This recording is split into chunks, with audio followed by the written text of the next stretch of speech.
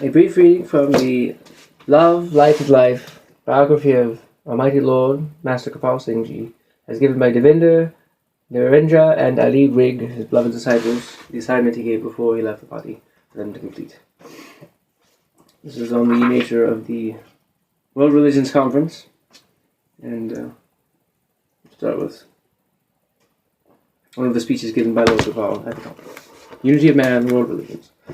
A man who loves God will naturally love all mankind, as God resides in all hearts. Love and all things shall be added unto you. This is what the gospel enjoins. Love and ahimsa, non-violence, are synonymous. Love is the natural concomitant of ahimsa. All saints who have come in the past, whether Kabir, Nanak, Christ, Confucius, Zoroaster, Mahavira, Buddha, or others, said they are all the same thing. This is the golden principle which we have to stand, for the unity of all religions of the world, and this we have forgotten.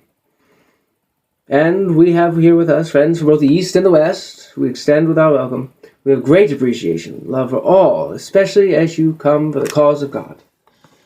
All of us should join the army of God, I should say. What are the qualifications which enable us to join the army of God? Righteousness or dharma. Righteousness consists in kind thoughts, kind words, kind deeds. So as I told you, these social religions were formed from time to time, with the main object in view. But the people, instead of joining the army of God, join the army of various sectarian religions and are thus fighting with each other. Truly speaking, religion is an expression of divinity, already existing in man, and there we are all one. So those who realize this one reality, they see from the level of the soul, that same reality is working throughout all creation. The level of thinking is very different from that of ordinary people, who look from the level of labels we're wearing, which is misleading. We should look to one reality working in all creation. The ultimate goal of knowing God, that has been set for us. The World Religions Conference held here is for this aim only, and we must try our best to do full justice to this. Second day, February 2nd, was devoted to discussing the 4 subjects with view to forming resolutions. 1. Contribution to religions towards inner and outer development of man. 2. Concept of universal harmony in religions and the need for the establishment of an institution for the comparative studies of religions. 3. Universal charter of religions. 4. The message of religions in modern times. There are 4 compositions of the 4 resolutions as follows. Resolution 1. Believing in the fundamental unity of all religions, with the noble aspiration of establishing peace and unity amongst the followers of the apparently different faiths in order to harmonize them, this Conference of the World Fellowship of Religions resolves to establish an international institute of unbiased and systematic study of comparative religions. It proposes 1. To establish a group and establish contact with all Christian, international, and national conferences and associations working in the field of comparative religions. 2. To organize lectures, courses, and exhaustive curriculum in all religions and comparative religions at the Institute, throughout India and throughout the world. 3. Such a time as there is an independent building for the Institute, their meetings may be held at some suitable institution, preferably in Ahimsa Bhavan or Ahimsa Shodapet, New Delhi to start.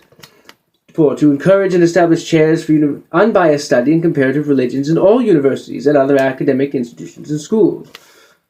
5. To appeal to UNESCO and other philanthropic foundations for facilities to promote and establish the Institute. 6. To further education, the study of all religions by means of literature, publications, all of the means, mass communication. Resolution 2. In the opinion of this conference of the World Religion Fellowship of Religions, it is the law, or the norm, or the dharam, as we understand, which is done the greatest good to the greatest number.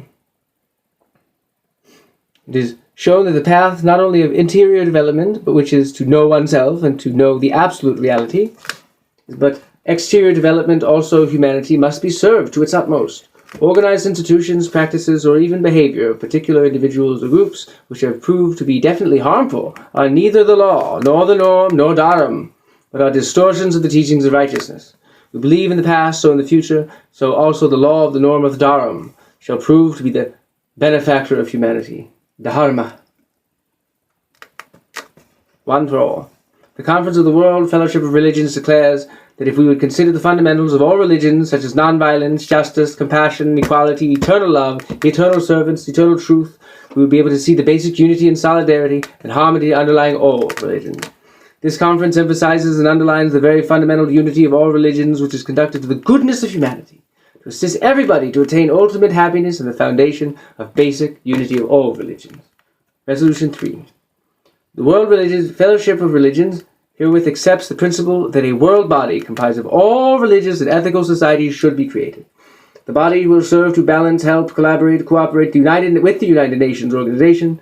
It will function as an autonomous but co-equal partner with the United Nations in filling the moral, spiritual, and religious vacuum that currently exists. Its work should enhance the wholesome human relationships and otherwise improve the enlightenment and well-being of the human family. Resolution 4. This Conference of World Fellowship of Religions accepts that the developments of modern science compel deep and serious reflection. Science has also generated a measure of skepticism about religion, but perhaps the world has never in the past stood so much in need of the real values of Dharma as it does today. Although the inventions of modern science, from the point of view of the means of communication, have brought about the physical nearness of different individuals to the utmost, it is a result of the corresponding absence of the developments of spiritual culture in man. He finds himself at a crossroads and without a sense of direction. He does not know which side he should turn to. It is the law of righteousness, and its synthesis with the modern science alone, which can pierce through the darkness and prove not only a beacon light to all humanity, but its greatest benefactor. This was in the 1960s. Quantum physics has come a long way. We found the Higgs particle. We found molecules which unite it all. Science is on board with the unification principle of all things. My own professor wrote his final thesis, Theory of Everything, uniting his philosophy, his religion, and his mysticism under one premise of mathematical proofs, analysis, throughout the course of history, and which are verifiable in today. So, we stand at the threshold of the unification of all sciences and religions through philosophy and through practical demonstration. The Universal Charter of Religions was drawn up as follows. Universal Charter of Religions. We, the representatives of all religions assembled at this conference of the Fellowship of World Fellowship of Religions, thereby solemnly affirm and declare that 1. It is our sacred duty to promote peace, salam, right human revelations, and universal understanding in this world through non-violent means of equality, friendliness, compassion, and love. 2. It is our sacred duty to assist all individuals, regardless of race, creed, or nationality, in their attempts to develop themselves spiritually. 3. It is our sacred duty to strengthen the forces of religion and its application to life. This is Dharma, true religion. 1. Across the globe. It is our 4. Sacred duty to assist through appropriate means the educational, economic, cultural, and moral development of all human beings. 5. It is our sacred duty to enhance the dignity of man. 6. It is our sacred duty to render selfless service to all human beings, irrespective of caste, creed, color, or nationality, for this is the basis of the law of righteousness and love. 7. It is our sacred duty to attempt to decrease the tension between various religions or social organized groups within and amongst nations.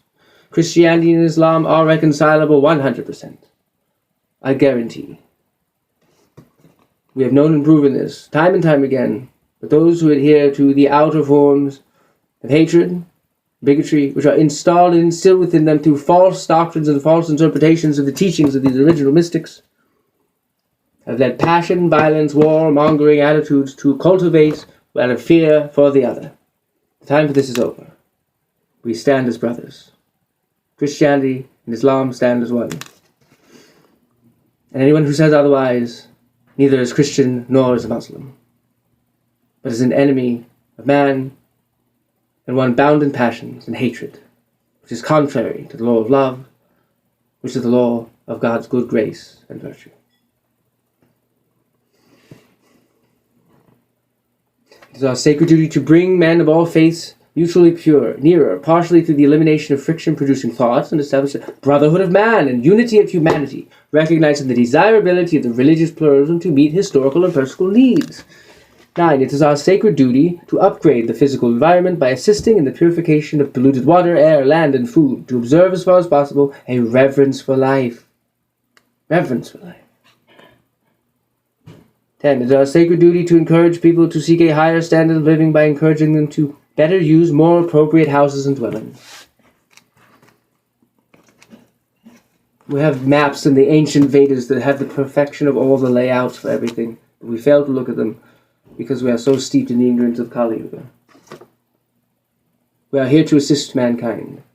There are many groups, many brotherhoods, many mystics, many bands of many religions who stand as one united, determined to bring about world order, world peace, and a golden age of humanity. It is our sacred duty to solve the problems of overpopulation, to curb future problems by helping people understand the need for population control. 12. It is a sacred duty as followers of various religions to make combined, united, organized effort, individually and collectively, to eliminate all outdated practices, superstitions, and prejudices by making full use of our moral and spiritual strength and wisdom. 13. It is our sacred duty to strive to keep the religion free from political influence, separation of church and state. The sages of the Great Masonic Brotherhood knew well what must come. It is our sacred duty to make immediate action and go to work in bringing all of the foregoing goals into realization while utilizing all available scientific means. In the final speech, Master spoke of the true purpose of religion and the need for an ethical and moral way of life. He said, this is Master Kirpal Singh Ji Maharaj, Param Guru.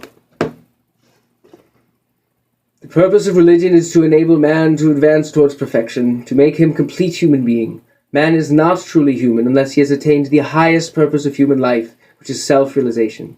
What does it profit a man if he gains the possessions of the whole world and loses his own soul? Mark 8:36.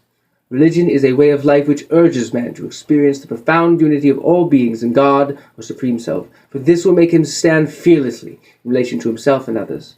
Instead of seeking second-hand knowledge and truth from books, man must experience reality by himself, to perceive a new world of unity away from the turmoil of the dualistic mind. To sum up, the message that religion has for modern man is that he is not to shun the world, but let him be an ideal man. Let man's body be in full blossom, and his soul be in full glory, intoxicated with the ringing radiance of God, radiating all around the whole creation, and wish that peace be unto the world over under thy will, O God. The conclusion of the fourth conference of the World Fellowship of Religions ended in an upbeat note with the unanimous opinion that it had been the most successful to date.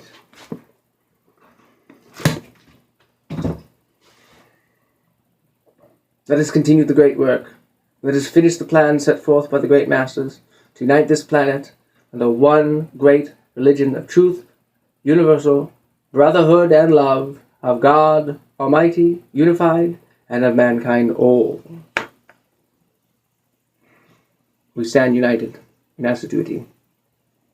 Let us pray as one, eat as one, break bread as one, and come up with practical solutions to our problems, where there is no man, woman, or child left behind to suffer, when there need not be. Amen. So let it be.